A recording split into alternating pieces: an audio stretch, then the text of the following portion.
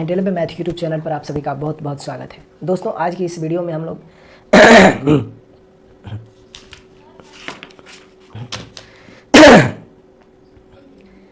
नमस्कार दोस्तों, SSC एंटेलेबल math YouTube channel पर एक बार फिर से आप सभी का बहुत बहुत स्वागत है। दोस्तों जैसे कि आप सबको अच्छे से पता है, अभी हम लोग मेंसुरेशन पढ़ रहे हैं और मेंसुरेशन में पिछले सेशन में हम लोगों ने टाइप 3 को कंप्लीट कर दिया था। आज की इस सेशन में हम लोग टाइप 4 को शुरू करने जा रहे हैं।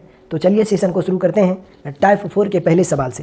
देखिए टाइप 4 में जितने भी सवाल हैं वो सब के सब सवाल स्क्वायर पे बेस्ड हैं, यानी जो वर्ग पे आधारित सवाल होता है मेंसुरेशन में, वो सारे सवाल आपको टाइप 4 में देखने को मिलेगा। तो आइए सेशन को शुरू करते हैं टाइप 4 के पहले सवाल से।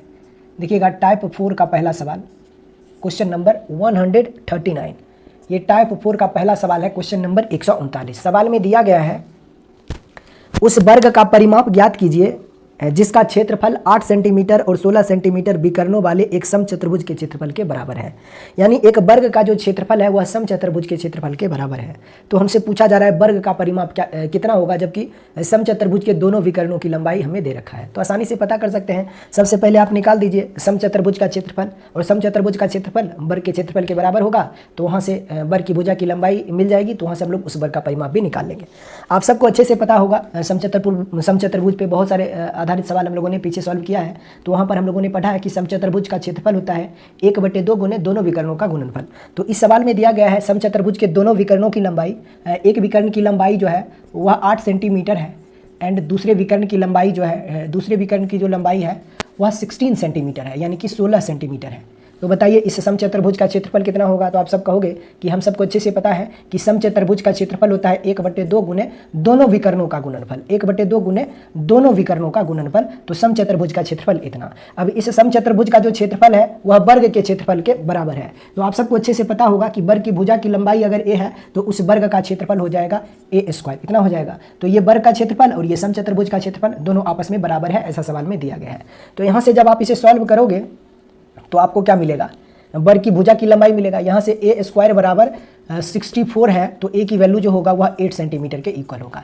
अगर उस वर्ग की भुजा की लंबाई 8 सेंटीमीटर है तो वर्ग का परिमाप कितना होगा, वर्ग का पेरीमीटर कितना होगा। स्क्वायर का जो पेरीमीटर होता है वह होता है 4a, जहाँ पर a बराबर होता है उस वर्ग की भुजा की लंबाई। तो 4 गुने 8 बराबर कितना हो जाएगा, 32 सेंटीमीटर। और यही इस सवाल का उत्तर है। बहुत आसान सवाल है। चलिए आगे बढ़ते हैं क्वेश्चन नंबर 140 की ओर।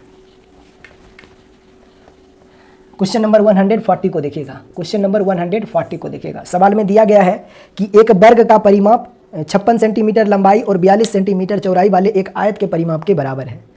उस अर्धवृत्त का परिमाप ज्ञात कीजिए जिसका व्यास वर्ग की भुजा के बराबर है। तो सबसे पहले हम लोग वर्ग की भुजा की लंबाई निकाल लेते हैं, फिर वहाँ से हम लोग उस सेमी सर्कल का सरकमफ्रेंस आसानी से पता कर सकते हैं। तो चलिए, सवाल में कहा है कि वर्ग का जो परिमाप है वह आयत के परिमाप के बराबर है, जबकि आयत की लंबाई चौड़ाई हमें दे रखी है। तो आप सबको अच्छे से पता होगा कि वर्ग का परिमाप होता है 4a, यही होता है। और आयत का जो परिमाप होता है वह होता है 2 × l + b। आयत का परिमाप होता है 2 गुने लंबाई प्लस चौड़ाई, और वर्ग का परिमाप होता है 4 × a, जहाँ पर a बराबर होता है उस वर्ग की भुजा की लंबाई। सवाल में दिया गया है कि वर्ग का परिमाप जो है वह आयत के परिमाप के बराबर है, ऐसा सवाल में दिया गया है। साथ ही ये भी दिया गया है कि आयत की लंबाई जो है वह 56 सेंटीमीटर है एंड चौड़ाई जो है वह भी दिया गया है 42 सेंटीमीटर के बराबर है। तो यहाँ पे l की जगह पर 56 एंड b की जगह पर आप 42 रखोगे तो यहाँ से उस वर्ग की भुजा की लंबाई आपको मिल जाएगा। 4a बराबर कितना होगा, 56 + 42 कितना हो जाएगा, 98, 6 2 8 और 5 4 9, 98 × 2 ये हो जाएगा 2 × 98। तो यहाँ से a की वैल्यू आपको मिल जाएगा कितना, 2 से आप इसे काटोगे तो 2 बार में, 2 से इसे आप काट दो 49 टाइम्स में। तो a की वैल्यू जो होगा वह 49 हो जाएगा। a की वैल्यू जो होगा वह कितना हो जाएगा, 49 सेंटीमीटर, यानी उस वर्ग की भुजा की लंबाई जो होगा वह 49 सेंटीमीटर के बराबर होगा। उस वर्ग की भुजा की लंबाई जो है वह 49 सेंटीमीटर के बराबर है। सवाल में दिया गया है कि उस अर्धवृत्त का परिमाप ज्ञात कीजिए जिसका व्यास उस वर्ग की भुजा के बराबर है। यानी कि जो उस वह अर्धवृत्त होगा, उस अर्धवृत्त का जो व्यास होगा वह कितना होगा, उस वर्ग की भुजा के बराबर होगा। तो वर्ग की भुजा की लंबाई अगर 49 सेंटीमीटर है तो उस अर्धवृत्त का जो व्यास होगा, यानी कि जो डायमीटर होगा वह भी 49 सेंटीमीटर होगा। अगर डायमीटर 49 है तो रेडियस जो हो जाएगा वह कितना होगा, 49/2 हो जाएगा, इतना हो जाएगा। उस अर्धवृत्त का व्यास, उस अर्धवृत्त की त्रिज्या जो होगी वह इतनी हो जाएगी। हमसे पूछा जा रहा है उस अर्धवृत्त का परिमाप कितना होगा। तो देखिए सेमी सर्कल का जो सरकमफ्रेंस होता है, सेमी सर्कल का जो सरकमफ्रेंस होता है वह होता है πr + 2r। ये आप सबको अच्छे से पता होगा, πr + 2r। अपने पास r की वैल्यू है, पाई की वैल्यू है, यहाँ पे पुट करके आप आंसर निकाल सकते हो। देखिए पाई की वैल्यू हो जाएगा कितना, 22/7 आर की वैल्यू अभी आपने निकाला है 49/2, अब प्लस ये हो जाएगा कितना 49 × 2, यही हो जाएगा। अगेन आप इसे सॉल्व कर दीजिए, 7 ये कट जाएगा 7 बार में, 2 से ये 11 बार में, 11 77 और 49 दूना 98, 77 प्लस 98 यानी 175 सेंटीमीटर हो जाएगा उत्तर। कौन सा ऑप्शन दिया गया है, कौन सा उत्तर है? ऑप्शन नंबर 49 दूना 98 होता है और 11 7 77 होता है, यही होता है ना, pi R plus 2r, right, pi R plus 2r, तो यही तो होना चाहिए। अच्छा ये 2r, आर की वैल्यू 49/2 है ना, और डायमीटर जो होता है वह 2r होता है, इसे हम लोग 2r बोल सकते हैं। तो यहाँ पे आप डायरेक्ट क्या लिख सकते हो 49 लिख सकते हो, ना कि 49 × 2 लिख सकते हो। ये हमारा क्या था 2r की वैल्यू, और 2r की वैल्यू जो होगा वह 49 होगा। तो यहाँ पर 77 प्लस 49 कितना हो जाएगा, 77 प्लस 49 यानी कि कितना हो जाएगा 9 7 16, यूनिट डिजिट 6 होने वाला है। तो देख लीजिए कौन सा ऑप्शन दिया गया है, ऑप्शन नंबर डी इस सवाल का उत्तर हो जाएगा। ऑप्शन नंबर डी इस सवाल का उत्तर हो जाएगा 126 वर्ग 126 सेंटीमीटर। अर्धवृत्त का परिमाप पूछा जा रहा है तो 126 सेंटीमीटर हो जाएगा। बहुत आसान सवाल है, ऐसे सवाल बार बार परीक्षाओं में पूछे जाते हैं। सवाल में दिया गया था कि वर्ग का जो परिमाप है वह आयत के परिमाप के बराबर है, जबकि आयत की लंबाई चौड़ाई हमें दे रखा है। तो यहाँ से हमने उस वर्ग की भुजा की लंबाई निकाल लिया। अब हमें यह भी दिया गया है कि वर्ग की जो भुजा की लंबाई होगा वही उस अर्धवृत्त का व्यास होगा। तो भुजा की लंबाई 49 सेंटीमीटर है तो व्यास भी 49 सेंटीमीटर होगा, व्यास भी 49 सेंटीमीटर होगा। अच्छा ये हमारा 2r की वैल्यू होगा, ना कि r की वैल्यू। डायमीटर जो होता है वह त्रिज्या की दुगुनी होती है, तो यहाँ से रेडियस हम निकाल सकते हैं 49/2 हो जाएगा। अब हमसे पूछा जा रहा है अर्धवृत्त की त्रिज्या कितनी होगी, तो पाई r प्लस 2r। तो यहाँ से आप सब वैल्यू पुट कर दीजिए r की, तो आप उत्तर निकाल पाओगे। कौन सा ऑप्शन होगा, ऑप्शन नंबर डी यानी कि 126 सेंटीमीटर। चलिए आगे बढ़ते हैं, थोड़ा सा कैलकुलेशन मिस्टेक हो गया था। क्वेश्चन नंबर 141 को देखिएगा। सवाल में दिया गया है एक वर्ग का विकर्ण जो है वह 18 सेंटीमीटर है, तो वर्ग का परिमाप कितना होगा। आप सबको अच्छे से पता होगा कि वर्ग का जो विकर्ण होता है वह √2 × a होता है। विकर्ण की लंबाई हमें सवाल में दिया गया है 18 सेंटीमीटर के बराबर, यानी √2 × a की वैल्यू अगर 18 है तो यहाँ से उस वर्ग की भुजा की लंबाई आप निकाल सकते हो, a की वैल्यू आप निकाल सकते हो, कितना हो जाएगा 18/√2, 18/√2। अब 18 को हम लोग कैसे लिख सकते हैं, इसे हम लोग लिख सकते हैं 2 × 9 लिख सकते हैं, और 2 को हम लोग लिख सकते हैं √2 × √2 इंटू हो जाएगा 9। देखिए √2 गुना √2 कितना हो जाएगा 2 होगा, और 2 गुना 9 कितना हो जाएगा 18 बट्टे में √2 से √2 खत्म होगा। तो यहाँ से उस वर्ग की भुजा की लंबाई आप निकाल पा रहे हो, कितना होगा 9√2 सेंटीमीटर, यानी a की वैल्यू जो होगा वह होगा 9√2 सेंटीमीटर, 9√2 सेंटीमीटर। उस वर्ग की भुजा की लंबाई अगर इतना है तो पेरीमीटर आपसे पूछा जा रहा है। परिमाप होता है वर्ग का जो परिमाप होता है वह होता है 4 × a की वैल्यू अपने को पता है, तो यहाँ से हो जाएगा 4 × 9√2, यही हो जाएगा 9 चौक 36 √2 सेंटीमीटर, ये होगा 36 √2 सेंटीमीटर। कौन सा ऑप्शन दिया गया है, ऑप्शन नंबर डी इस सवाल का उत्तर है। चलिए आगे बढ़ते हैं क्वेश्चन नंबर 142 की ओर। क्वेश्चन नंबर 142 को देखिएगा। सवाल में दिया गया है दो वर्गों की भुजा का अनुपात जो है वह 4:3 है, उसके क्षेत्रफल का योग 225 वर्ग सेंटीमीटर है, तो छोटे वर्ग का परिमाप ज्ञात कीजिए। बहुत आसान सवाल है। दो वर्ग की भुजाओं का अनुपात जो है वह 4:3 है, उनके क्षेत्रफलों का योगफल जो है वह 225 वर्ग सेंटीमीटर है।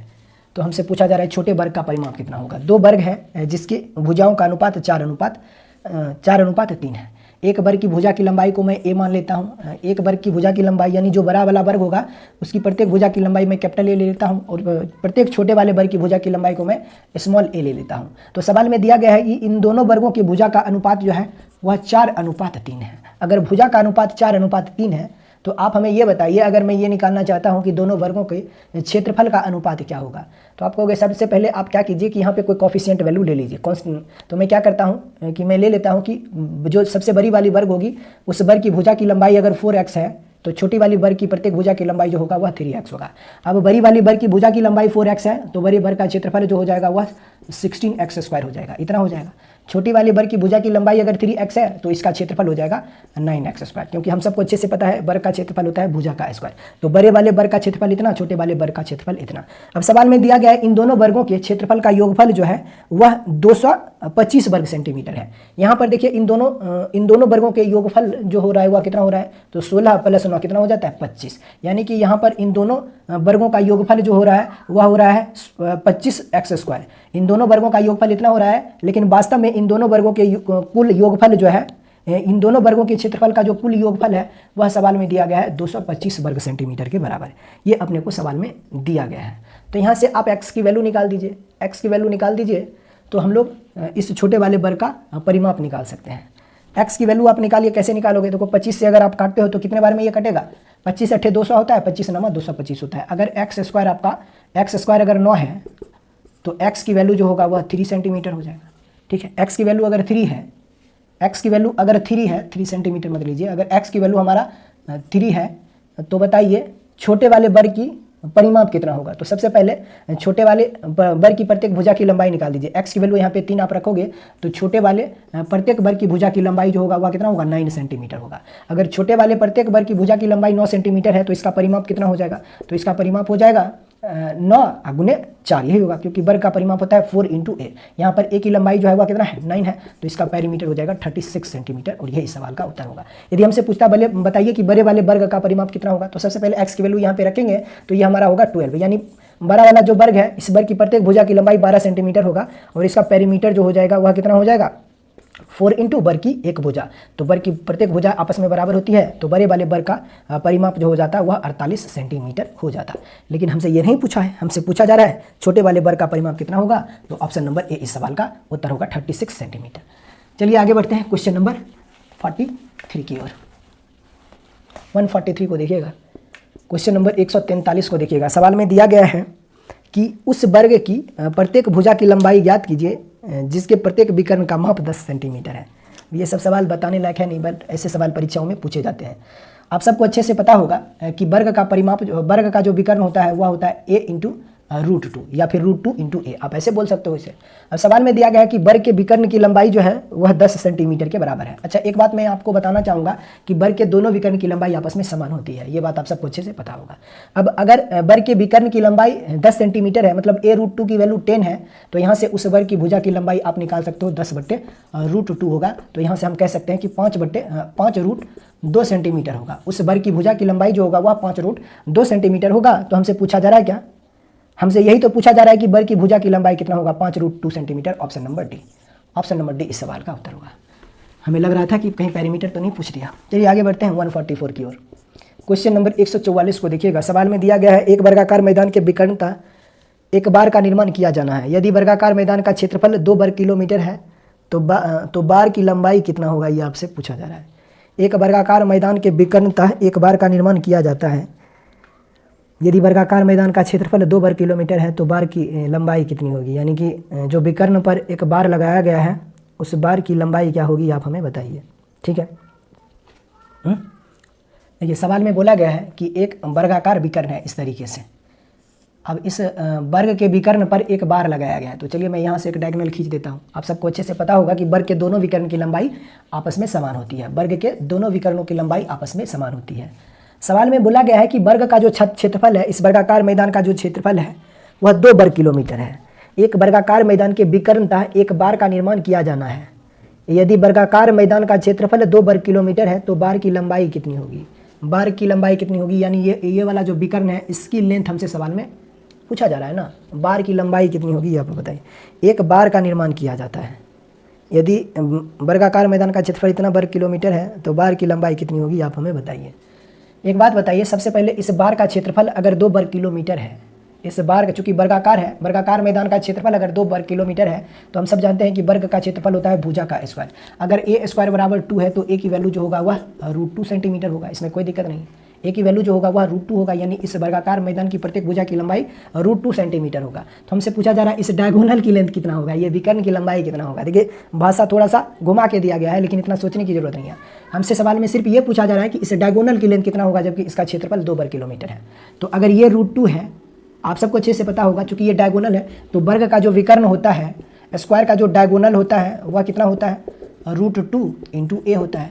तो यहाँ पे a की वैल्यू भी अपने को पता है √2 है, तो यहाँ पे रख दीजिए √2 इंटू ए की जगह पर √2 रखोगे तो ये हो जाएगा 2 सेंटीमीटर, यानी इस डायगोनल की लेंथ जो होगा वह 2 सेंटीमीटर होगा। यही तुम्हारा उत्तर होगा, ऑप्शन नंबर ए। बहुत ही आसान सवाल है, हमें लगा पता नहीं कि इसका पेरीमीटर तो नहीं पूछा जा रहा है।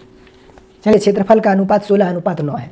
तो उन दोनों वर्गों के परिमापों का अनुपात कितना होगा ये आप हमें बताइए। आप सबको अच्छे से पता होगा कि दो वर्गों के क्षेत्रफल का अनुपात अगर दे रखा है और परिमाप का अनुपात हमसे पूछा जा रहा है, तो दो वर्गों के परिमाप का अनुपात वही होगा जो अनुपात उन दोनों वर्गों के भुजाओं का अनुपात होगा। या फिर आप ऐसे भी कह सकते हो कि दो वर्गों के भुजाओं का जो अनुपात होगा वही अनुपात उन दोनों वर्गों के परिमाप का भी होगा। तो सवाल में दिया गया है क्षेत्रफल का अनुपात जो है वह 16:9 है, तो परिमाप का अनुपात 4:3 हो जाएगा। ऑप्शन नंबर ए हो जाएगा, इसमें कुछ था ही नहीं, है ना। सवाल में दिया गया है दो वर्गों के क्षेत्रफल का अनुपात 16:9 है। दो वर्ग है, पहला वर्ग ए है और दूसरा वर्ग जो है वह स्मॉल है। इसके क्षेत्रफल का अनुपात जो है वह 16:9 है। अगर इन दोनों वर्गों के क्षेत्रफल का अनुपात अगर इतना है तो उस दोनों वर्गों के भुजाओं का जो अनुपात होगा वह कितना होगा, इस पर आप रूट लगा दीजिए। तो रूट लगाओगे तो ये हो जाएगा 16, रेशियो ये हो जाएगा रूट अंडर कितना हो जाएगा 9। तो यहाँ से उन दोनों वर्गों के भुजाओं का अनुपात निकल के आ गया है 4:3। और अभी मैंने आपको कहा कि दो वर्गों के परिमाप का अनुपात वही होगा जो उन दोनों वर्गों के भुजाओं का अनुपात होगा। तो इन दोनों वर्गों के क्षेत्रफल का अनुपात अगर 16:9 है तो इन दोनों वर्गों के भुजाओं का अनुपात 4:3 होगा। और भुजाओं का अनुपात अगर इतना है तो परिमाप का अनुपात भी 4:3 ही होगा। आप निकाल दीजिए। पहले वर्ग की भुजा की लंबाई अगर 4 है, पहला वर्ग ए है और दूसरा वर्ग स्मॉल ए है। पहले वर्ग की भुजा की लंबाई अगर 4 है तो पहले वर्ग का परिमाप जो होगा वह हो जाएगा 4 × 4, इतना हो जाएगा। परिमाप होता है 4 × भुजा, यही होता है। दूसरे वर्ग की प्रत्येक भुजा की लंबाई 3 है तो दूसरे वर्ग का परिमाप हो जाएगा 4 × 3, यही होगा। अब हम सबको अच्छे से पता है कि रेशियो जब हम लोग बैलेंस करते हैं तो जो कॉमन डाटा होते हैं उसे हम लोग हटा देते हैं। तो देखिए इसके परिमापों का जो रेशियो आ रहा है, इसके जो पेरीमीटर का जो रेशियो आ रहा है वह इसके भुजाओं के अनुपात के बराबर आ रहा है कि नहीं आ रहा है आपको? हाँ सर, बिल्कुल आ रहा है। तो इसका क्वेश्चन नंबर 146 को देखिएगा। क्वेश्चन नंबर 146 को देखिएगा। सवाल में दिया गया है कि यदि एक वर्ग की भुजा 3 गुनी कर दी जाती है तो परिणामी वर्ग और मूल वर्ग के क्षेत्रफल का अनुपात कितना होगा? यदि एक वर्ग की भुजा को 3 गुनी कर दी जाए तो परिणामी वर्ग और मूल वर्ग के क्षेत्रफल का अनुपात कितना हो जाएगा? 9:1 हो जाएगा। सिंपल सी बात है। देखिएगा, बहुत आसान सवाल है। एक वर्ग ए है और दूसरा वर्ग स्मॉल ए है। कहा है कि यदि पहले वर्ग की भुजा की लंबाई अगर 1 यूनिट है तो दूसरे वर्ग की भुजा की लंबाई जो होगी वह इससे 3 गुनी हो जाएगी, तो दूसरे वर्ग की भुजा की लंबाई जो होगा वह 3 यूनिट होगा। तो ये जो होगा वह इन दोनों वर्गों के भुजाओं का अनुपात होगा। ये जो होगा वह इन दोनों वर्गों के भुजाओं का अनुपात होगा। मूल वर्ग और परिणामी वर्ग के भुजाओं का अनुपात 1:3 है। तो हमसे पूछा जा रहा है कि आप हमें ये बताइए कि मूल वर्ग और परिणामी वर्ग के क्षेत्रफल का अनुपात कितना होगा, ये आप हमें बताइए। हमसे यही ना पूछा जा रहा है कि परिणामी वर्ग और मूल वर्ग के क्षेत्रफल का अनुपात, कुछ भी निकाल दीजिए। मूल वर्ग और परिणामी वर्ग के क्षेत्रफल का अनुपात कितना होगा? हम सबको अच्छे से पता है कि दो वर्गों के क्षेत्रफल का अनुपात जो होता है वह भुजाओं का स्क्वायर होता है, यानी वर्ग का क्षेत्रफल जो होता है वह भुजा का स्क्वायर है। अगर मूल वर्ग की भुजा की लंबाई ए है तो मूल वर्ग का क्षेत्रफल इतना हो जाएगा। अब परिणामी वर्ग की प्रत्येक भुजा की लंबाई इतनी है तो परिणामी वर्ग का क्षेत्रफल जो होगा वह इतना होगा। तो यहाँ से आपने निकाला है मूल वर्ग और परिणामी वर्ग के क्षेत्रफल का अनुपात 1:9 होगा। हमसे पूछा जा रहा था परिणामी वर्ग और मूल वर्ग के क्षेत्रफल का अनुपात कितना होगा, तो 9:1 हो जाएगा। बस इसी को उल्टा कर दीजिएगा। हमने निकाला है कि मूल वर्ग और परिणामी वर्ग के क्षेत्रफल का अनुपात 1:9। आपसे पूछा जा रहा था परिणामी वर्ग और मूल वर्ग के क्षेत्रफल का अनुपात क्या होगा, तो 9:1 हो जाएगा। बहुत आसान सवाल है। चलिए आगे बढ़ते हैं 147 की ओर। क्वेश्चन नंबर 147 को देखिएगा। सवाल में दिया गया है क्वेश्चन नंबर 147 को देखिएगा। सवाल में दिया गया है एक वर्गाकार मैदान का क्षेत्रफल 10,000 वर्ग मीटर है। उस वर्ग का परिमाप ज्ञात कीजिए जिसकी भुजा इस वर्गाकार मैदान के विकर्ण के बराबर है। बहुत ही सिंपल सवाल है। सबसे पहले मैं निकाल देता हूं उस वर्गाकार मैदान की प्रत्येक भुजा की लंबाई, फिर डायगोनल की लेंथ निकाल देंगे और जो डायगोनल की लेंथ होगा वह एक अन्य वर्ग की प्रत्येक भुजा के बराबर हो जाएगा। सवाल में दिया गया है कि वर्गाकार मैदान का क्षेत्रफल 10,000 वर्ग मीटर है। हम सबको अच्छे से पता है कि वर्ग का क्षेत्रफल होता है भुजा का स्क्वायर। इस वर्ग का क्षेत्रफल सवाल में दिया गया है 10,000 वर्ग मीटर, इतना वर्ग मीटर है। तो यहाँ से उस वर्गाकार मैदान की प्रत्येक भुजा की लंबाई निकल के आ जाएगा कितना, 100 मीटर, क्योंकि इसका स्क्वायर रूट निकालोगे तो इतना आ जाएगा। 10,000 का स्क्वायर रूट होता है 100, ये होगा। यानी जिस वर्गाकार मैदान का क्षेत्रफल 10,000 वर्ग मीटर था उस वर्गाकार मैदान की प्रत्येक भुजा की लंबाई जो होगा वह 100 मीटर होगा। अब हम ये जानना चाहते हैं कि इस वर्ग के विकर्ण की लंबाई कितनी होगी, यानी कि डायगोनल की लेंथ कितनी होगी, ये मैं जानना चाहता हूँ। क्योंकि सवाल में दिया गया है कि इस वर्ग के जो विकर्ण की लंबाई होगी वह एक अन्य वर्ग की भुजा की लंबाई के बराबर होगा। तो यहाँ से वर्ग का विकर्ण जो होता है वह √2 × a होता है। ए की लेंथ अपने को पता है 100 है, तो यहाँ से ए की जगह पे 100 रखोगे तो विकर्ण की लंबाई आपको मिल जाएगा कितना, 100 √2 मीटर। यानी कि इस वर्ग का विकर्ण की लंबाई जो होगा वह 100√2 मीटर हो जाएगा। अब इस वर्ग की विकर्ण की लंबाई जो होगी वह एक अन्य वर्ग के भुजाओं के बराबर होगा। एक अन्य वर्ग जिसकी प्रत्येक भुजा की लंबाई a है। अब इस a की लंबाई जो होगी वह इस वर्ग के विकर्ण के बराबर होगा, इस वर्ग के विकर्ण के बराबर होगा। और इस विकर्ण मतलब कि डायगोनल, और डायगोनल की लेंथ अभी आपने निकाल दिया है कितना, 100√2 मीटर। यानी कि जो दूसरा एक स्क्वायर बना है उस स्क्वायर की प्रत्येक भुजा की लंबाई जो होगी वह इस वर्ग के प्रत्येक विकर्ण की लंबाई के बराबर होगा। यानी उस वर्ग की भुजा की लंबाई जो होगा वह 100√2 मीटर होगा। अब वर्ग की एक भुजा की लंबाई इतना है तो उसका परिमाप आप निकाल दीजिए। परिमाप बोले तो पेरीमीटर वर्ग का परिमाप जो होता है वह 4 इंटू ए होता है, जहाँ ए बराबर होता है उस वर्ग की भुजा की लंबाई। तो यहाँ से हो जाएगा 4 इंटू 100√2, यही हो जाएगा 100√2, बोले तो 400√2 मीटर 400√2 मीटर, यानी कि उस वर्ग का परिमाप जो होगा वह 400√2 होगा। Option number A. बहुत आसान सवाल है, चलिए आगे बढ़ते हैं। क्वेश्चन नंबर 148 की ओर। क्वेश्चन नंबर 148 को देखिएगा। सवाल में दिया गया है कि एक वर्गाकार मैदान के चारों ओर 1.5 मीटर की एक समान चौड़ाई वाला एक रास्ता है। रास्ते का क्षेत्रफल 225 वर्ग मीटर है। तो उद्यान का परिमाप ज्ञात कीजिए। यानी कि उस वर्गाकार मैदान का परिमाप ज्ञात कीजिए। उद्यान मतलब कि बगीचा, यानी कि एक वर्गाकार बगीचा के चारों ओर 1.5 मीटर की एक समान चौड़ाई वाला एक रास्ता बनाया गया है। रास्ते का क्षेत्रफल इतना वर्ग मीटर है, तो उस बगीचे का परिमाप कितना होगा, उस वर्गाकार बगीचे का परिमाप कितना होगा, ये आप हमें बताइए। बहुत आसान सवाल है, देखिएगा। सवाल में दिया गया है कि एक वर्गाकार उद्यान के चारों ओर 1.5 मीटर की एक समान चौड़ाई वाला एक रास्ता बनाया गया। चलिए एक वर्गाकार मैं बगीचा बनाता हूँ, एक वर्गाकार बगीचा मैं यहाँ पे बना देता हूँ। अब इस वर्गाकार बगीचा के चारों ओर 1.5 मीटर चौड़ा रास्ता बनाया गया है। इस वर्गाकार मैदान के चारों ओर 1.5 मीटर चौड़ा रास्ता बनाया गया है। तो चलिए यहाँ से भी 1.5 मीटर चौड़ा मैं रास्ता बना देता हूँ, 1.5 मीटर। इधर भी मैं बना देता हूँ 1.5 मीटर, राइट। और इधर भी 1.5 मीटर का चौड़ा रास्ता बनाया जाता है, ठीक है। यहाँ पर भी 1.5 मीटर का चौड़ाई का रास्ता बनाया जाता है। इस रास्ते का क्षेत्रफल सवाल में दिया गया है 225 वर्ग मीटर। तो हमसे पूछा जा रहा है कि इस वर्गाकार बगीचे का परिमाप कितना होगा, ये आप हमें बताइए। इस वर्गाकार बगीचे का परिमाप कितना होगा, ये आप हमें बताइए। सबसे पहले चलिए यहाँ पर मैं रास्ते बना देता हूँ, सबको ज्वाइंट कर दीजिएगा इस तरीके से। फिगर को सही तरीके से आप ड्रॉ कर लीजिए इस तरीके से, ठीक है। ऐसे करके फिगर को इस तरीके से बना दीजिए, ठीक है। अब ये जो रास्ता बन रहा है यहाँ पर, इस रास्ते का क्षेत्रफल हमें सवाल में दिया गया है कितना है, 225 वर्ग मीटर है। इस रास्ते का जो क्षेत्रफल है वह 225 वर्ग मीटर है। तो इस वर्गाकार बगीचे का परिमाप कितना होगा, ये आप हमें बताइए। एक बात मुझे बताइए, अगर इस वर्गाकार बगीचा है, इस वर्गाकार बगीचे की प्रत्येक भुजा की लंबाई अगर 1 यूनिट है, a सेंटीमीटर है, तो यहाँ पर जो एक स्क्वायर बन रहा है ये बड़ा वाला, इस वर्ग की प्रत्येक भुजा की लंबाई कितनी होगी। आप कहोगे सर सिंपल सी बात है कि अगर यहाँ से यहाँ 1 है और ये वाला डिस्टेंस 1.5 है और इधर भी 1.5 है, तो ये जो बड़ा वाला वर्ग बन रहा है, इस वर्ग की प्रत्येक भुजा की लंबाई जो होगा वह कितना होगा, a प्लस कितना हो जाएगा, 3 मीटर हो जाएगा। क्योंकि ये वाला डिस्टेंस हमारा a है, इधर भी 1.5 मीटर है और इधर भी 1.5 मीटर है। तो हम कह सकते हैं कि यहाँ से यहाँ तक की लेंथ जो होगा वह कितना होगा, 1.5 मीटर ये होगा, 1.5 मीटर ये होगा और बीच में ये, तो ये पूरा लेंथ जो होगा वह a प्लस 3 मीटर हो जाएगा, ठीक है। यानी कि ये जो बड़ा वाला वर्ग बन रहा है, रेड पार्ट वाला, इस वर्ग की प्रत्येक भुजा की लंबाई जो होगा वह a प्लस 3 मीटर हो जाएगा, ठीक। और इस छोटे वाले वर्गाकार बगीचे की प्रत्येक भुजा की लंबाई जो होगा वह a मीटर हो जाएगा, जबकि रास्ते की चौड़ाई सवाल में दिया गया है 1.5 मीटर है।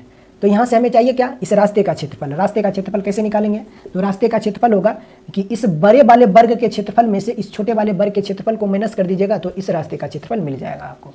यानी कि जो रास्ते का क्षेत्रफल हो जाएगा, इस रास्ते का जो क्षेत्रफल होगा, रास्ते का जो क्षेत्रफल हो जाएगा वह कितना होगा, इस बड़े वाले वर्ग के क्षेत्रफल में से इस छोटे वाले वर्ग के क्षेत्रफल को माइनस कर दीजिए तो रास्ते का क्षेत्रफल मिल जाएगा। तो बड़े वाले प्रत्येक वर्ग की भुजा की लंबाई जो है वह a प्लस 3 मीटर है और छोटे वाले प्रत्येक वर्ग की भुजा की लंबाई जो है वह a मीटर है। तो इस रास्ते का क्षेत्रफल हो जाएगा बड़े वाले वर्ग के क्षेत्रफल में से, यानी a प्लस बड़े वाले वर्ग के क्षेत्रफल में से छोटे वाले वर्ग के क्षेत्रफल को माइनस कर दीजिए तो इस रास्ते का क्षेत्रफल मिल जाएगा। देखिए हमें इस रास्ते का क्षेत्रफल चाहिए, तो मैं क्या करता हूँ कि इस बड़े वाले वर्ग के क्षेत्रफल में से इस छोटे वाले वर्ग के क्षेत्रफल को माइनस कर दूंगा तो मुझे इस रास्ते का क्षेत्रफल मिल जाएगा।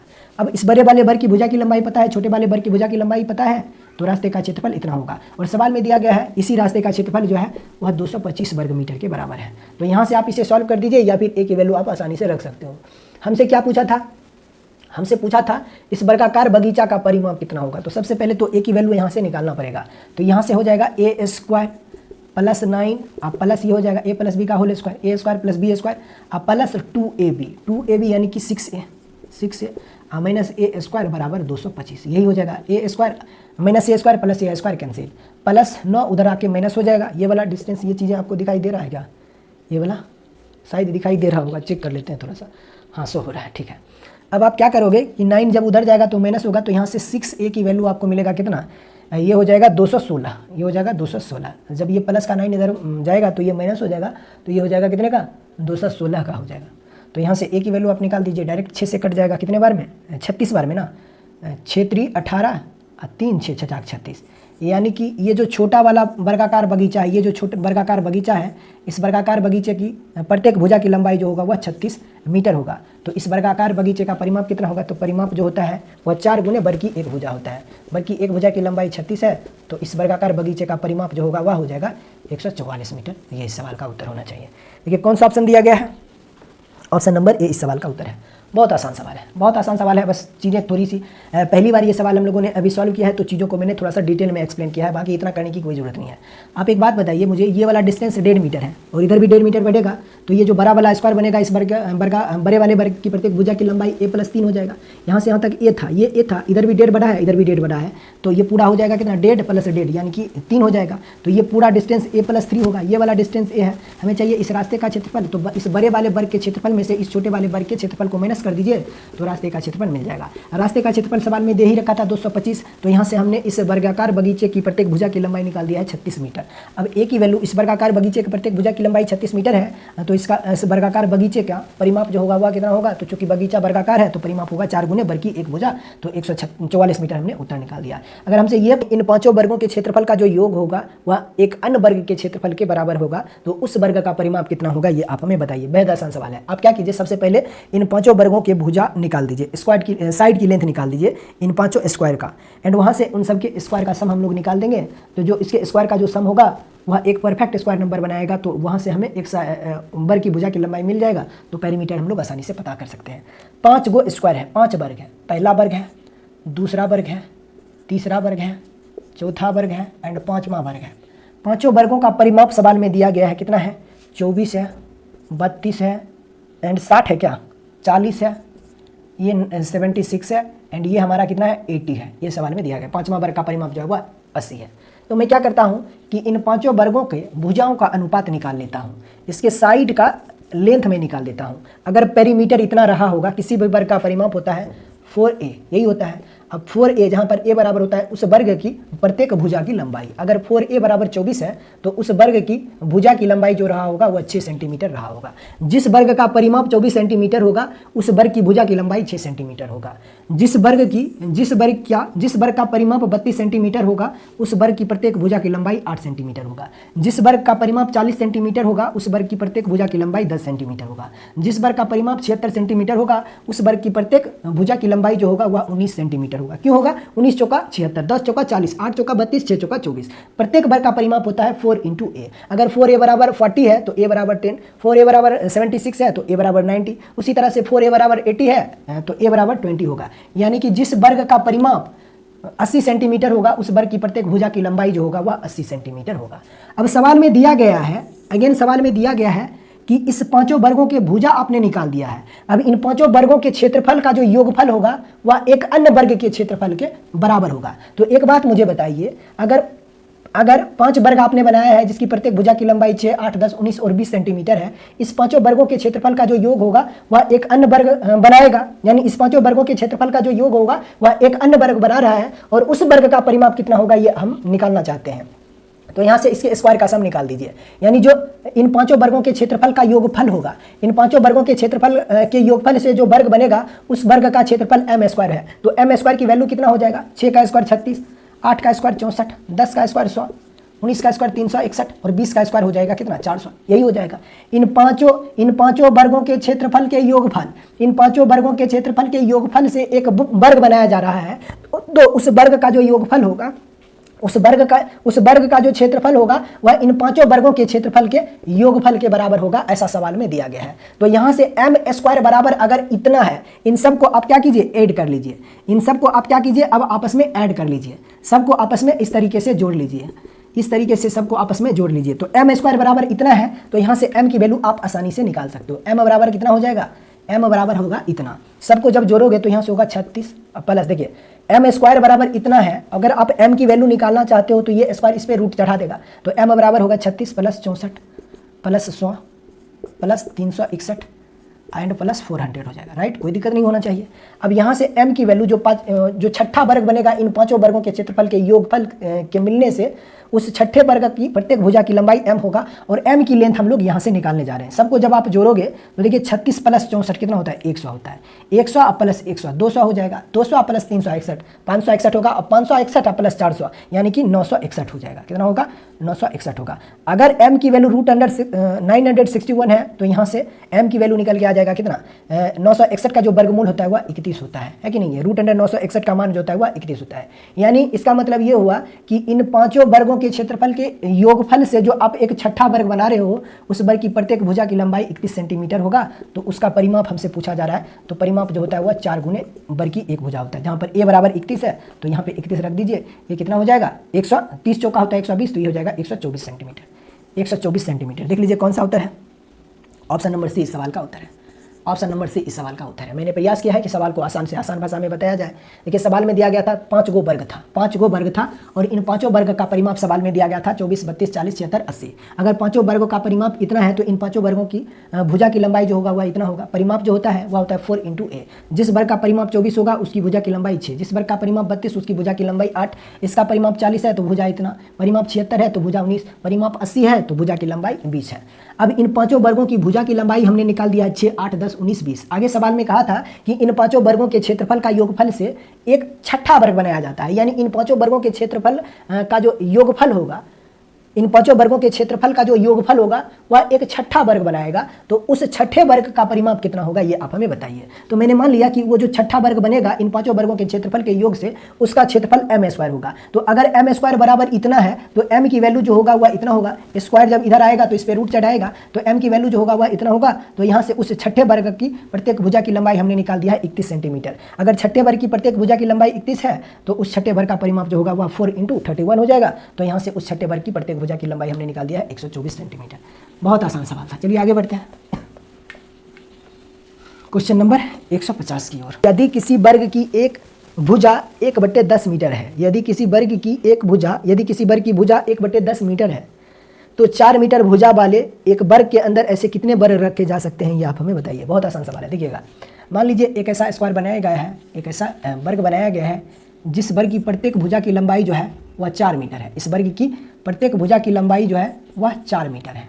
अब एक अन्य वर्ग बनाया गया है जिसकी प्रत्येक भुजा की लंबाई जो है ना वह 1/10 मीटर है। कितना है, 1/10 मीटर है। इस प्रकार से इस वर्ग की प्रत्येक भुजा की लंबाई जो है वह 1/10 मीटर है, ऐसा सवाल में दिया गया है। तो सवाल में आपसे ये पूछा जा रहा है कि इस वर्ग के अंदर ऐसा का कितना वर्ग रखा जा सकता है ये आप हमें बताइए। इस वर्ग के अंदर 1/10 मीटर वाला कितना स्क्वायर इसमें रखा जा सकता है ये आप हमें बताइए।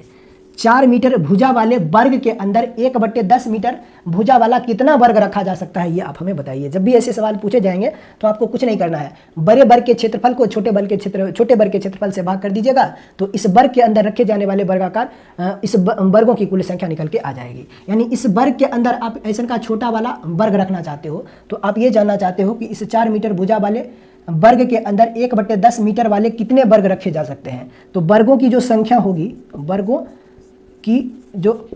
की कुल संख्या जो होगी, कुल संख्या जो होगी वह कितनी हो जाएगी। बस इस बड़े वर्ग के क्षेत्रफल को इस छोटे वाले वर्ग के क्षेत्रफल से भाग कर दीजिए। तो इस बड़े वाले वर्ग की भुजा की लंबाई 4 मीटर है तो इसका क्षेत्रफल जो होगा वह 16 वर्ग मीटर हो जाएगा। ठीक है, अब इस बड़े वर्ग के क्षेत्रफल को छोटे वाले वर्ग के क्षेत्रफल से भाग करना है। इस छोटे वाले वर्ग की प्रत्येक भुजा की लंबाई 1/10 मीटर है तो इसका क्षेत्रफल जो होगा वह 1/100 वर्ग मीटर हो जाएगा। इस छोटे वाले प्रत्येक वर्ग की भुजा की लंबाई 1/10 मीटर है तो इस छोटे वाले वर्ग वर्ग का क्षेत्रफल 1/100 वर्ग मीटर हो जाएगा। हमसे ये पूछा जा रहा है कि इस वर्ग के अंदर 4 मीटर भुजा वाले वर्ग में 1/10 मीटर वाले कितने वर्ग रखे जा सकते हैं ये आप हमें बताइए। 1/10 मीटर भुजा वाले कितने वर्ग इसमें रखे जा सकते हैं। तो ऐसे सवालों में बड़े वर्ग के क्षेत्रफल को छोटे वर्ग के क्षेत्रफल से भाग कर दीजिए। बड़े वर्ग का क्षेत्रफल इतना और छोटे वाले वर्ग का क्षेत्रफल जो होगा वह इतना वर्ग मीटर है। तो वर्ग मीटर से वर्ग मीटर खत्म हो जाएगा, बट्टा वाला 100 ऊपर जाके मल्टीप्लाई हो जाएगा तो इस वर्ग के अंदर रखे जाने वाले वर्गों की कुल संख्या जो होगी वह कितना होगा 16 गुना 100, बट्टे वाला 100 ऊपर जाके मल्टीप्लाई होगा तो 16 गुना 100, यानी कि इस वर्ग के अंदर एक 4 मीटर भुजा वाले वर्ग के अंदर 1/10 मीटर वाले कितने वर्ग रखे जा सकते हैं? 1600 वर्ग रखे जा सकते हैं, और यही इस सवाल का उत्तर हो जाएगा, ऑप्शन नंबर बी। चलिए आगे बढ़ते हैं क्वेश्चन नंबर 151 की ओर। देखिएगा सवाल में दिया गया है एक वर्ग का क्षेत्रफल 289 वर्ग सेंटीमीटर है, इसके विकर्ण की लंबाई ज्ञात कीजिए। ये सवाल आप खुद से सॉल्व कर लीजिए, ऑप्शन से उत्तर आ जाएगा। क्वेश्चन नंबर 152 को देखिएगा, सवाल में कहा एक वर्गाकार पर की भुजा की लंबाई 18 मीटर है, इसके बाहर चारों ओर 3 मीटर चौड़ा एक सड़क बनाया गया है, तो सड़क का क्षेत्रफल कितना होगा ये आप हमें बताइए। बहुत आसान सवाल है, क्या है, बहुत आसान सवाल है, चूँकि पार्क जो है वह वर्गाकार है। देखिए एक पार्क है इस प्रकार से, यहाँ पर एक पार्क है इस प्रकार से, और पार्क जो है वह वर्गाकार है। आप शेप थोड़ा सा सही कर लीजिए। पार्क जो है हमारा वह वर्गाकार है, एक वर्गाकार पार्क है, एक वर्गाकार पार्क है इस प्रकार से। इस वर्गाकार पार्क की प्रत्येक भुजा की लंबाई सवाल में दिया गया 18 मीटर, यानी ये वाला जो डिस्टेंस है यहाँ से यहाँ तक ये 18 मीटर है। चूँकि वर्गाकार है तो प्रत्येक भुजा की लंबाई 18 मीटर है।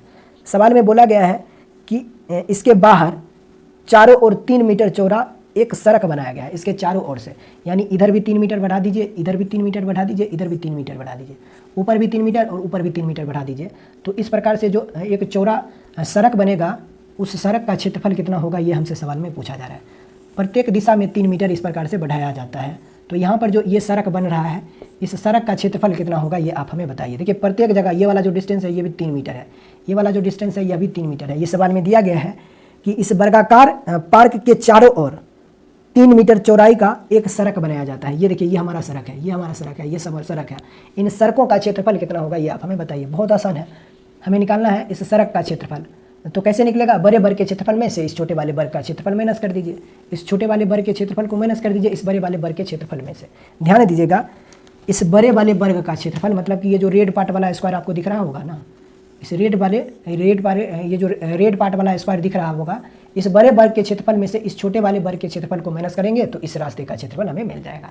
अब सबसे पहले तो ये हमें पता होना चाहिए कि इस बड़े वाले वर्ग की भुजा की लंबाई कितनी होगी। तो यहाँ से यहाँ तक की लेंथ 3 मीटर है, ये वाला डिस्टेंस भी 3 मीटर है, और यहाँ से यहाँ तक की लंबाई 18 है। ये 18 है और यहाँ 3 है और इधर भी 3 है, तो यहाँ से यहाँ तक कितना हो जाएगा 18, 3 इधर बढ़ रहा है 3 इधर, तो 18 प्लस 6 कितना हो जाएगा 24। यानी इस बड़े वर्ग की प्रत्येक भुजा की लंबाई जो होगा वह 24 मीटर होगा, और इस छोटे वाले वर्ग की भुजा की लंबाई जो है वह 18 मीटर है। हमें चाहिए इस रास्ते का क्षेत्रफल, तो बड़े वर्ग के क्षेत्रफल में से छोटे वर्ग के क्षेत्रफल को माइनस कर दीजिए। अब चूंकि वर्गाकार है तो प्रत्येक भुजा की लंबाई 24 होगा, ये भी 24 होगा, ये भी 24 होगा, ये 18 है तो ये भी 18 होगा, ये भी 18 होगा, ये भी 18 होगा। तो रास्ते का क्षेत्रफल कितना हो जाएगा? रास्ते का क्षेत्रफल बड़े वाले वर्ग के क्षेत्रफल में से छोटे वाले वर्ग के क्षेत्रफल को माइनस कर दीजिए। बड़े वाले वर्ग की भुजा की लंबाई 24 है तो बड़े वाले वर्ग का क्षेत्रफल इतना, छोटे वाले वर्ग की प्रत्येक भुजा की लंबाई 18 है तो छोटे वाले वर्ग का क्षेत्रफल इतना। हमसे पूछा जा रहा है रास्ते का क्षेत्रफल, तो बड़े वर्ग के क्षेत्रफल में से छोटे वर्ग के क्षेत्रफल को माइनस कर दीजिए तो रास्ते का क्षेत्रफल निकल के आ जाएगा। 24 का स्क्वायर कितना होता है 576 ना, 576 माइनस 324 यही होता है।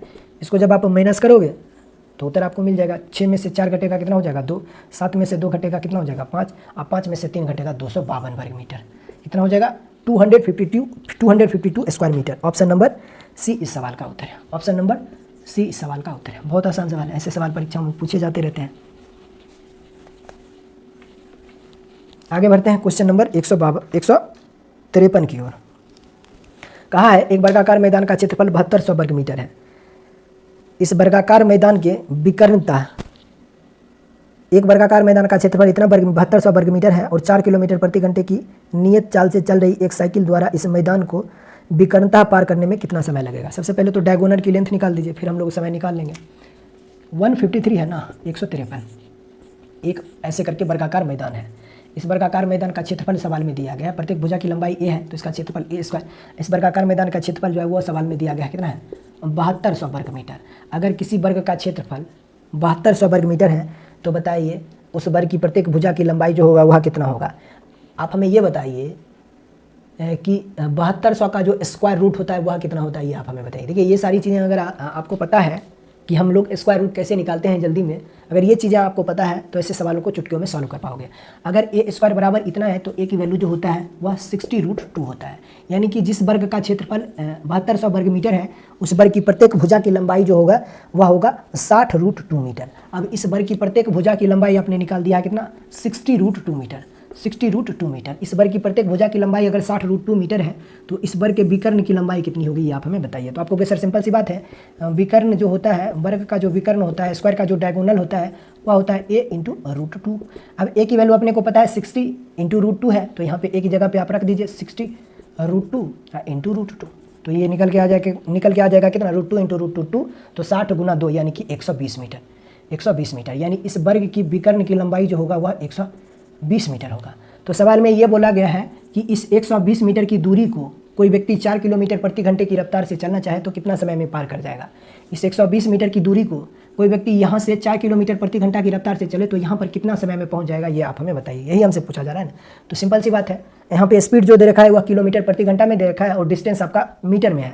तो आप क्या कीजिए, या तो इस डिस्टेंस को, मीटर को आप किलोमीटर में चेंज कर लीजिए, या फिर जो स्पीड दे रखा है किलोमीटर प्रति घंटा में उसे आप मीटर पर सेकंड में निकाल दीजिए। यहाँ पे जो स्पीड हमारा दे रखा है 4 किलोमीटर प्रति घंटा, इसे हम लोग लिख सकते हैं कितना, किलोमीटर प्रति घंटा को मीटर सेकंड में चेंज करने के लिए हम लोग 5/18 से मल्टीप्लाई करते हैं तो स्पीड जो है वह मीटर पर सेकंड में निकल के आ जाता है। ठीक है, तो यहाँ से हम लोग इसे बोल सकते हैं कि हमारा जो स्पीड है मीटर पर सेकंड में वह कितना है, 20/18 मीटर पर सेकंड। यही है, यानी कि इस 120 मीटर की दूरी को अगर इस स्पीड से चला जाए तो कितने समय में तय कर देगा, ये आप हमें बताइए।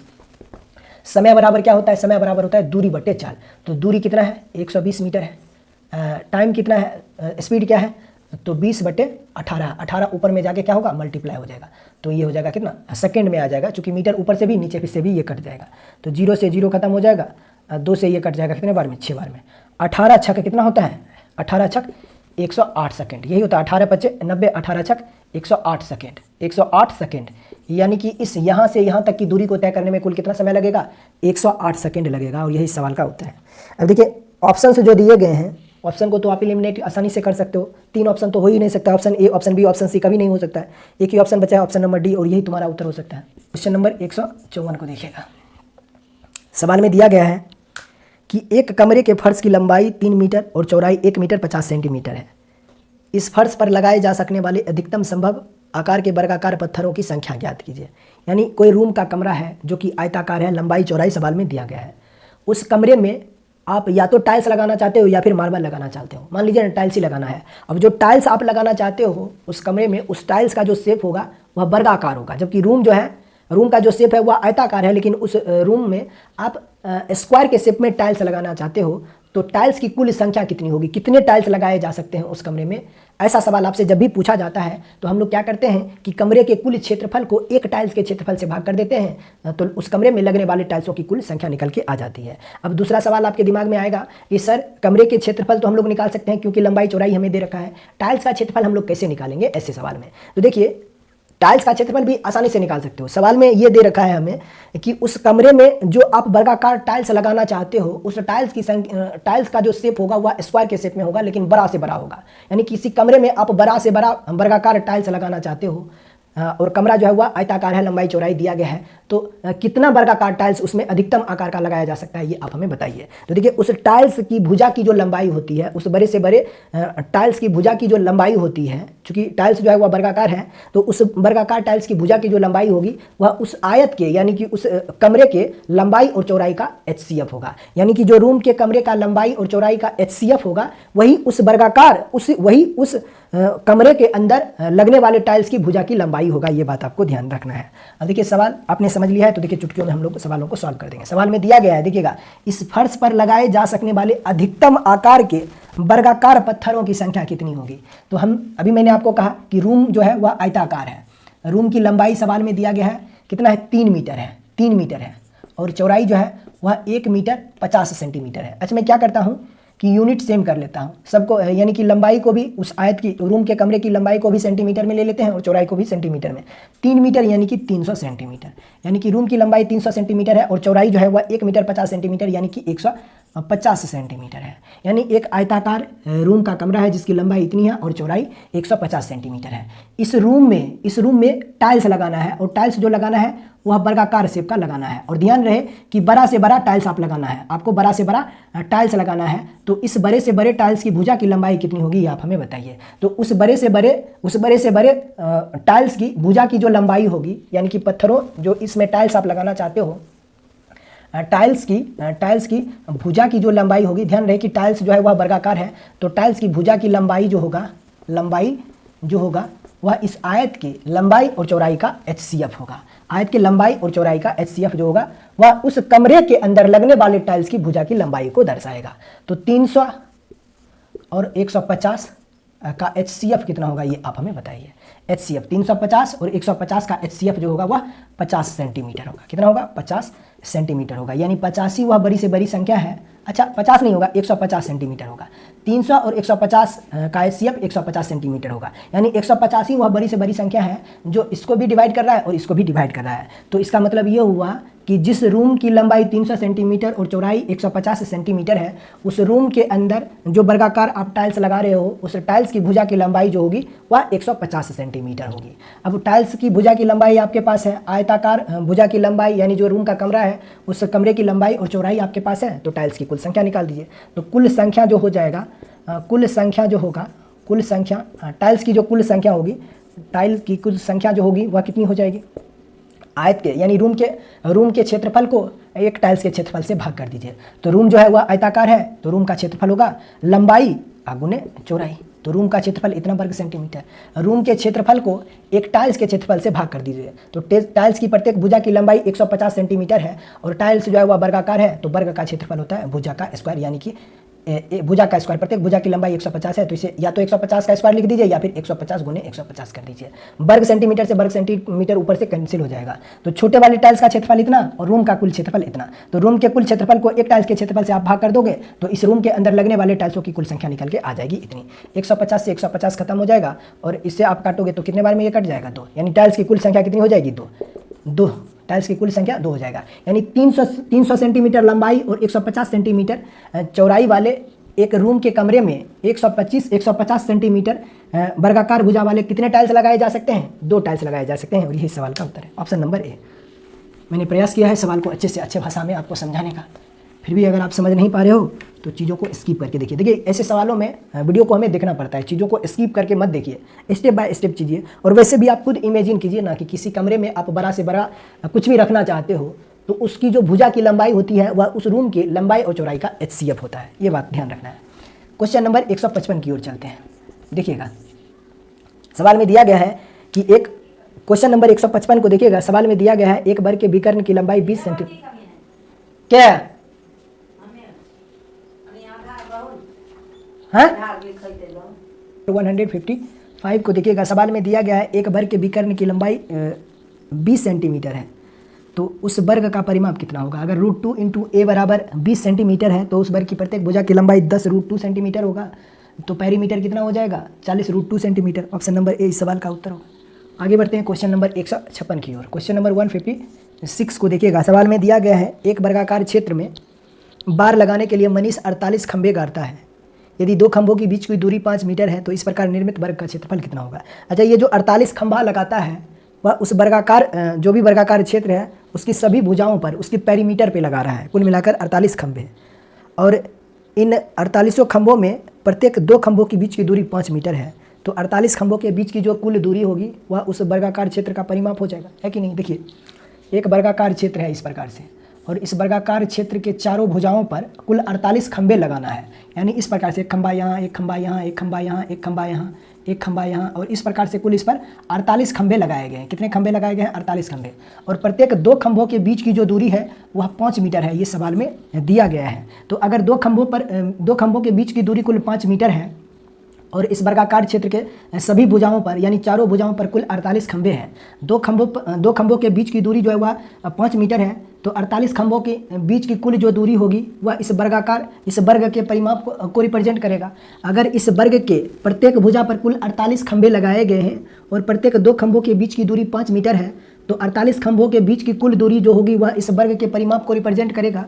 तो इस वर्ग का परिमाप कितना होगा? तो वर्ग की प्रत्येक भुजा अगर ए है तो किसी भी वर्ग का परिमाप होता है 4 गुने वर्ग की एक भुजा, तो इस वर्ग का परिमाप इतना। अब इस वर्ग पर मान लीजिए इस वर्ग की सभी भुजा पर कुल मिलाकर 48 खंभे लगाए गए हैं और प्रत्येक 2 खंभों के बीच की दूरी 5 मीटर है, तो 48 खंभों के बीच की जो कुल दूरी हो जाएगी वह कुल इतनी हो जाएगी। और 48 खंभों के बीच की कुल दूरी जो हो जाएगी, अगर 2 खंभों के बीच की दूरी 5 मीटर है तो 48 खंभों के बीच की जो कुल दूरी होगी वह इस वर्ग के परिमाप को रिप्रेजेंट करेगा। तो 4a की वैल्यू जो होगा वह 48 गुने 5 के बराबर होगा। तो यहाँ से a की वैल्यू निकाल सकते हो, इस वर्ग की प्रत्येक भुजा की लंबाई आप निकाल सकते हो, कितना हो जाएगा 12 यानी कि 60 मीटर हो जाएगा। अगर इस वर्ग की प्रत्येक भुजा की लंबाई 60 मीटर है तो इस वर्ग का क्षेत्रफल कितना होगा, वर्ग का क्षेत्रफल होता है भुजा का स्क्वायर, तो 60 का स्क्वायर हो जाएगा 3600 वर्ग मीटर, और यही तुम्हारा उत्तर होगा। बहुत आसान सवाल है, ऑप्शन नंबर बी इस सवाल का उत्तर होगा। चलिए आगे बढ़ते हैं क्वेश्चन नंबर 157 की ओर। क्वेश्चन नंबर 157 को देखिएगा। सवाल में दिया गया है कि एक वर्ग का क्षेत्रफल 36 वर्ग सेंटीमीटर है, इसकी भुजाओं के मध्यबिंदुओं को जोड़ने से निर्मित वर्ग का क्षेत्रफल कितना होगा। मैंने आपको पीछे बताया था जब हम लोग समचतुर्भुज या समानांतर चतुर्भुज यानी कि टाइप 2 को जब हम लोग सॉल्व कर रहे हैं तो वहाँ पर मैंने आपको बताया था कि किसी भी क्वाड्रिलेटरल के चारों भुजाओं के मध्यबिंदु के मिलने से जो चतुर्भुज बनता है, कोई भी चतुर्भुज हो जिसकी सभी भुजाओं के चारों भुजाओं के मध्यबिंदुओं को जब आप मिला दोगे तो जो चतुर्भुज बनता है उस चतुर्भुज का क्षेत्रफल पुराने वाले चतुर्भुज के क्षेत्रफल का आधा होता है। तो यहाँ पे सवाल में बोला गया है एक वर्ग है जिसका कुल क्षेत्रफल 36 वर्ग सेंटीमीटर है और इस वर्ग के सभी भुजाओं चारों भुजाओं के मध्यबिंदु के मिलने से जो एक चतुर्भुज बनेगा उस चतुर्भुज का क्षेत्रफल कितना होगा, तो पुराने वाले चतुर्भुज के क्षेत्रफल का आधा यानी कि 18 वर्ग सेंटीमीटर। ऑप्शन नंबर डी है कि नहीं, ये हमारा उत्तर हो जाएगा। ये कॉन्सेप्ट है, ये आपको दिमाग में रखना है। एक वर्ग है इस प्रकार से, इस वर्ग का क्षेत्रफल जो है वह 36 वर्ग सेंटीमीटर है, ऐसा सवाल में दिया गया है। अब कहा है कि इस वर्ग की प्रत्येक भुजाओं के मध्यबिंदु को, इस भुजा का मध्यबिंदु ये है, इसका मध्यबिंदु ये है और इसका मध्यबिंदु ये है, इसका मध्यबिंदु ये है, तो इस चारों भुजाओं के मध्यबिंदुओं को जब इस तरीके से आप मिला दोगे तो जो ये फिगर बन रहा है इस फिगर का क्षेत्रफल कितना होगा, जबकि पुराने वाले वर्ग का क्षेत्रफल 36 वर्ग सेंटीमीटर है। तो इस प्रकार से किसी भी चतुर्भुज के चारों भुजाओं के मध्यबिंदु के मिलने से जो चतुर्भुज बनता है उस चतुर्भुज का क्षेत्रफल पुराने वाले वर्ग के क्षेत्रफल का आधा होता है। तो पुराने वाले वर्ग का क्षेत्रफल 36 वर्ग सेंटीमीटर था, तो इन चारों भुजाओं के मध्यबिंदु के मिलने से जो चतुर्भुज बनेगा उस चतुर्भुज का क्षेत्रफल पुराने वाले वर्ग के क्षेत्रफल का आधा यानी कि 18 सेंटीमीटर, 18 वर्ग सेंटीमीटर। आगे बढ़ते हैं क्वेश्चन नंबर 158 की ओर। देखिएगा क्वेश्चन नंबर 158। सवाल में दिया गया है 784 वर्गाकार टाइल्स हैं जिनकी प्रत्येक भुजा 50 सेंटीमीटर है, जिसको एक वर्गाकार कमरे के फर्श पर लगाना है, तो उस कमरे की भुजा ज्ञात कीजिए।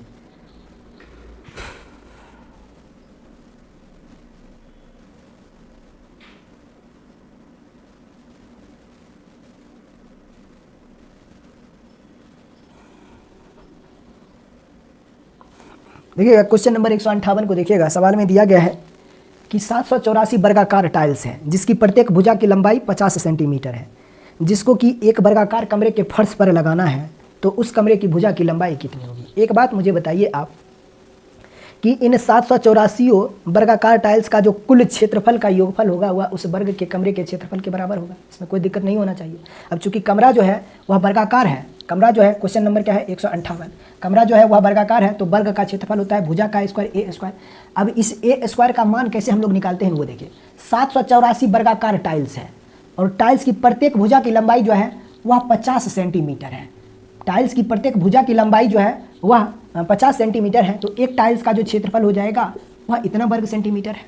एक टाइल्स का क्षेत्रफल जो होगा वह इतना वर्ग सेंटीमीटर हो जाएगा। अगर टाइल्स वर्गाकार है और प्रत्येक टाइल्स की लंबाई 50 सेंटीमीटर है, प्रत्येक भुजा की लंबाई 50 सेंटीमीटर है, तो एक टाइल्स का क्षेत्रफल जो होगा वह इतना हो जाएगा। अब अगर एक टाइल्स का क्षेत्रफल इतना है और उस रूम के कमरे में कुल मिलाकर 784 वर्गाकार टाइल्स लगाना है, एक टाइल्स का क्षेत्रफल अगर इतना है तो 784 वर्गाकार टाइल्स का कुल क्षेत्रफल इतना होगा, और 784 वर्गाकार टाइल्स का जो कुल क्षेत्रफल होगा वह उस रूम के कमरे के क्षेत्रफल के बराबर हो जाएगा, इसमें कोई दिक्कत नहीं है। यानी जो 784 वर्गाकार टाइल्स लगाना है वह एक ही कमरा में लगाना है और जो कमरा है वह वर्गाकार है, तो उस रूम के कमरा का जो क्षेत्रफल होगा वह 784 वर्गाकार टाइल्स के क्षेत्रफल के योग के बराबर होगा। एक टाइल्स का क्षेत्रफल इतना तो 784 टाइल्स का क्षेत्रफल इतना, और 784 टाइल्स का जो कुल क्षेत्रफल होगा वह उस रूम के क्षेत्रफल के बराबर होगा। तो यहाँ से ए की वैल्यू इतना है, ए स्क्वायर की वैल्यू इतना है, तो ए की वैल्यू आप निकाल सकते हो।